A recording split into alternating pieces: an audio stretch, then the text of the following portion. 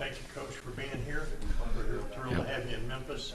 What we're going to do is Coach will make some comments and then open up for questions. All media only, please ask questions. Coach Cumbie, again, great to see you. I have one question. Yes. What's your favorite Memphis barbecue, wet or dry? I'd have to go with probably the dry barbecue. Yeah, the dry barbecue starting it out. So, but no, it's a great honor to be here in Memphis.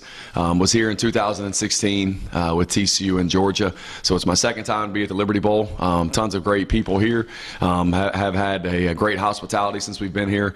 We've had great weather, and I know our players have really enjoyed everything that the city of Memphis has done for our players. The hospitality that we've had at Christian Brothers High School, top of the notch practice facility, and so just excited to be here to play a great opponent like Mississippi State and Coach Leach. So our guys have had 2 good days of practice here. Have had a lot of energy, a lot of emotion, and so we're looking forward to the game tomorrow night.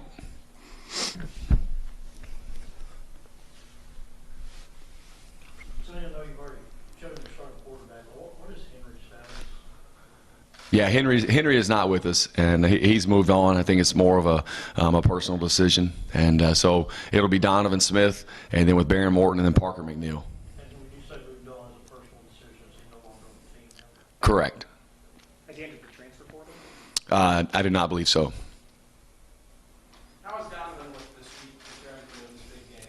You know, Donovan has I think as a young quarterback, when you get to the end of the season, thrust into the role that he was, starting really with the Iowa State game, to me, he looks relaxed, he looks refreshed, he looks confident. I think you have a chance, like all of us, at the end of the season, well, at least some of us anyways, have had a chance to kind of catch your breath and to kind of take a step back and to really, gain from the experience. Because quarterback is a position where you've got to have experience. And I think Donovan has been able to look back at those games he's played at and the way, how he's played well, also the areas where he's struggled. And to me, he looks like he's relaxed. He's looked poised and confident. So excited to see how Donovan will play tomorrow night. Is there any specific way you sort of, help him approach this game? Obviously, it being a bowl game, a little bit different from the regular season. Not really. I mean, it's just another football game. It's our 13th game that our guys have earned. We talked about it 5 weeks ago, 6 weeks ago with this program that we wanted to earn one more game, and these guys have done it. And so Donovan is a key piece because just the quarterback, but he is no different than an offensive lineman, than a defensive lineman, and a linebacker. And we want him to understand that he's had a little bit extra time to prepare. If anything else, that helps in terms of muscle memory and the reps and the things that you're doing over and over again. And so we just want him to go out there and just relax and play football. I talk to him all the time about just get out there and just let it rip. You mentioned practice being emotional. Just with this last ride, this team, these guys, these coaches, before everybody goes their separate ways, what does that mean to you and your love for Texas Tech? Yeah, it's been fun. The emotion has been really, I think, energetic, enthusiastic, very inspiring. So our guys have done a nice job. The players have, as far as every day going out. Coach Smith, DeAndre Smith, and the staff did a nice job in the interim in terms of keeping practices to 12 to 15 periods, so where everything is still fresh. The guys are flying around, and at the end of the day, it's a game that's about players. It's about the guys in the locker room, and you're trying to put them in an environment and create an environment to where they enjoy coming to practice, they enjoy coming to the facility every single day, and they enjoy working very, very hard to try to win a football game. And I think for the last 6 weeks, our players have done that. I think that they have gotten better. They have played with a great spirit competitively. They've played very physical, and we're going to need all of that tomorrow night. But I just really think, Pete, that our players, man, you can't give them enough credit. You can't give them enough credit for everything that they've gone through for this season, and all that is stuff you reflect on after tomorrow night, and hopefully you reflect on it after tomorrow night, and you're feeling good about how things went. But I tell those kids all the time that it's a success. You're judged by wins and losses, no doubt. We know that's what you sign up for. But at the end of the day, their experience this year and the things that they learned as young men, that's going to help them far beyond where they end up playing football for the rest of their life. It's going to help them far beyond as a husband and as a father. I've said that over and over again. And these dudes are winners. They're freaking tough dudes. And I'm excited to be able to one more time in this coaching staff, keep them together and then play with them one more time tomorrow night. And it's a football game. And that's what we remind. I'm fortunate because the phase of life I'm in, my boys are 5 and 8. And so I get to watch them play flag football all the time. And they just run around. They tackle each other like crazy. They throw the ball around with their friends. Coach Filani's kids, they're a lot faster than my kids. So I got to make sure that our guys are on defense and slow them down. But what I tell our players is that's why you play the game.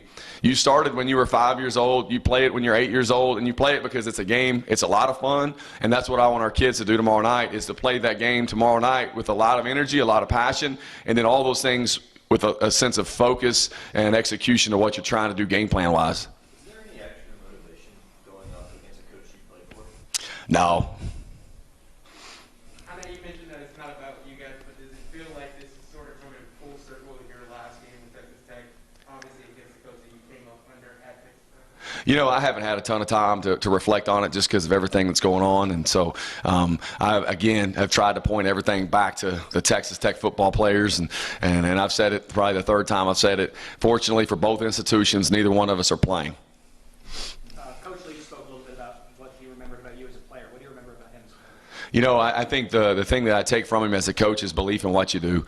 You got to have an unwavering belief in what you do, how you structure practice, how you set up your offense in order to be successful. And those are the things that I take from him from a coach. And he believed in me. He believed in me when and now being as a coach, I walked on at Texas Tech. I pursued him, but as the head coach, he met me in a parking lot whenever I was a high school senior in the spring, and I was looking to walk on. And as a head coach, he took the time to meet me in that parking lot right outside the ATC bubble and to show me around. And not a lot of head coaches would do that, especially nowadays. And so I do remember that, and I remember the opportunity. I remember the day whenever he called me in his office and he gave me a scholarship, and then I remember those types of things. So I'm very appreciative of him allowing me to be a graduate assistant. I was coaching the indoor football league. Call him up, I'm like, hey, Coach Leach, I saw a GA left, like to be a GA. You got a job? And he was like, yeah, I think that'll work. And just show up when your season's over. And so, all of those things from a player, getting my foot in the door as a player, getting my foot in the door as a coach, very appreciative and a ton of respect for him allowing me to do those things. You dedicated so much of your life to Texas Tech football. What does the program in general just mean to you, and what's it mean to have this last go around one more time? Is the emotion set in yet? Well, it's again, you just try to keep everything in perspective, and the things that have been, it's been such a last 3 weeks of flurry of activity, and again, why you do it is players. Why you do it is you want to make things as good as you can for players to allow them to be successful. Texas Tech means a great deal to me. That's no secret. I love this place. And I think that the best thing that I can do is to prepare these players as well as I can to play well tomorrow night. And I think it's a great place. These kids are really good kids, and so all of those things are really neat. And I don't think we take enough time to reflect back on them like we should probably. You need to prep for the cowbells at all, and how loud it might be in there? Yeah, that bell was pretty loud there too. So our guys, definitely from a noise standpoint, this is a great stadium. I remember in 16, very loud stadium, and I just think that our guys, we played in some loud environments this year, but I'm sure there'll be a lot of cowbells, and our guys will have to communicate very well tomorrow night. Stuff like that make it a little more difficult to get plays going on the sideline too, or? Not really, no. Yeah.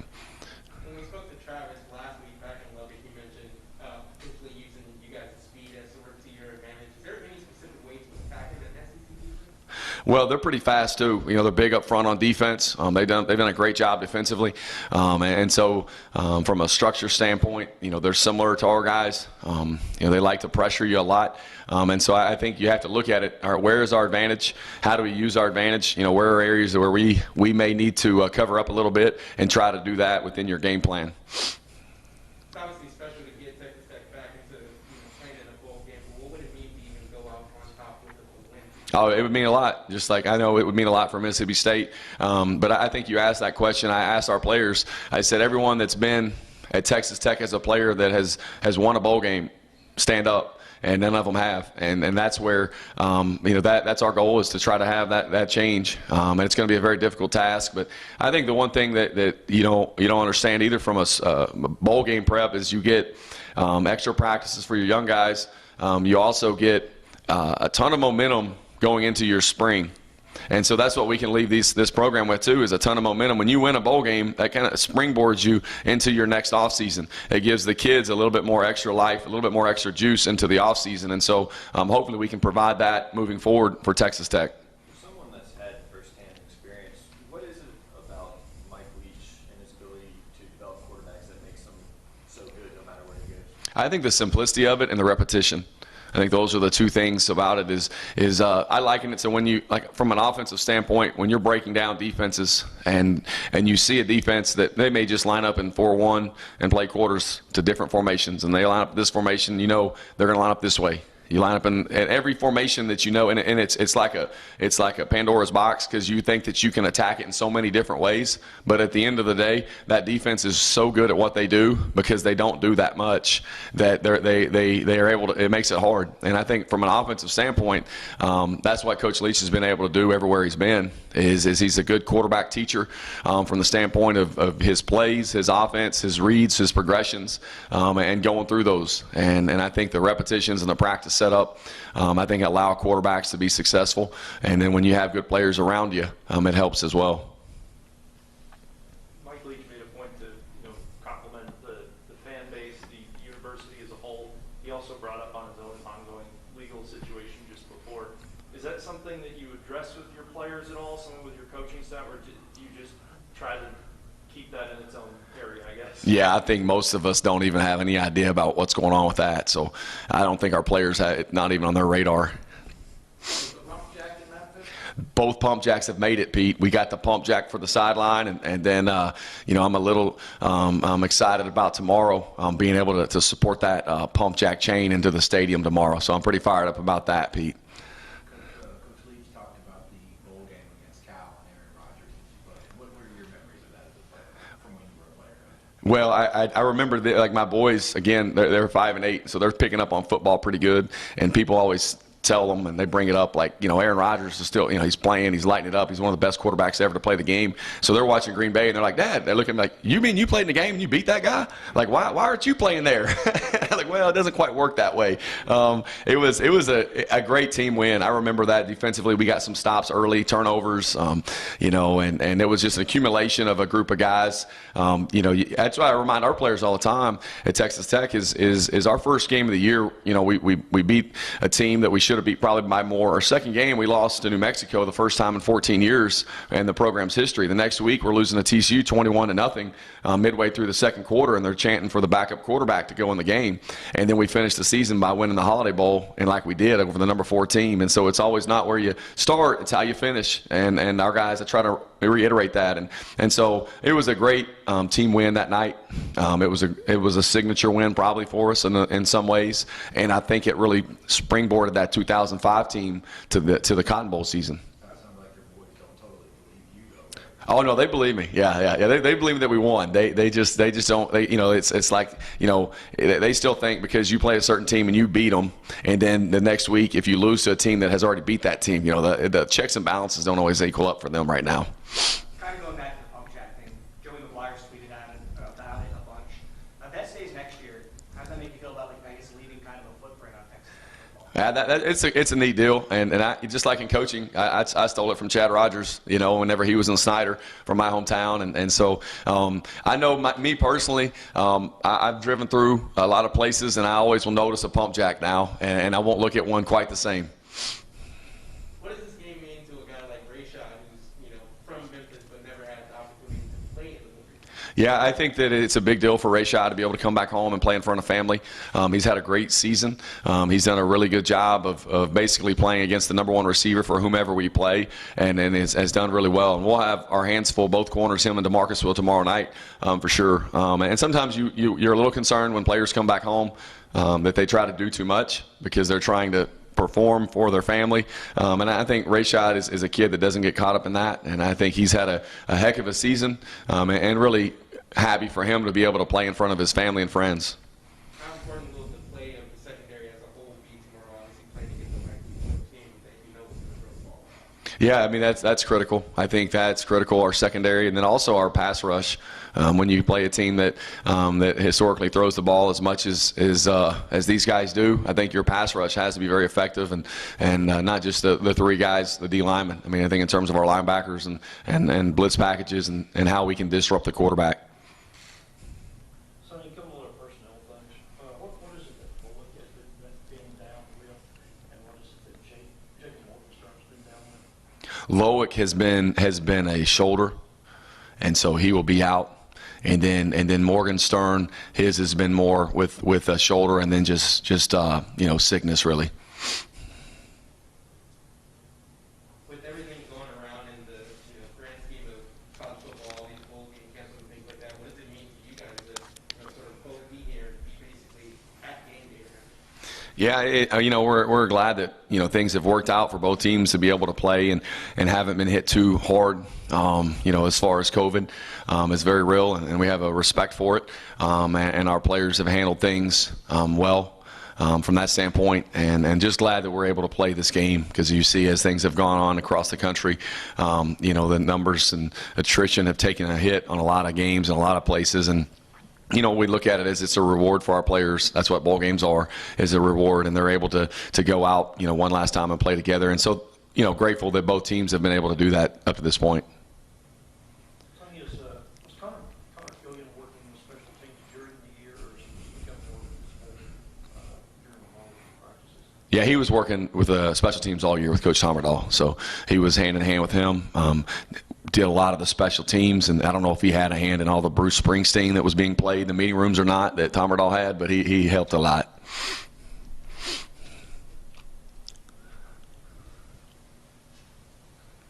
Okay, guys. All right, appreciate it. Thank you, guys.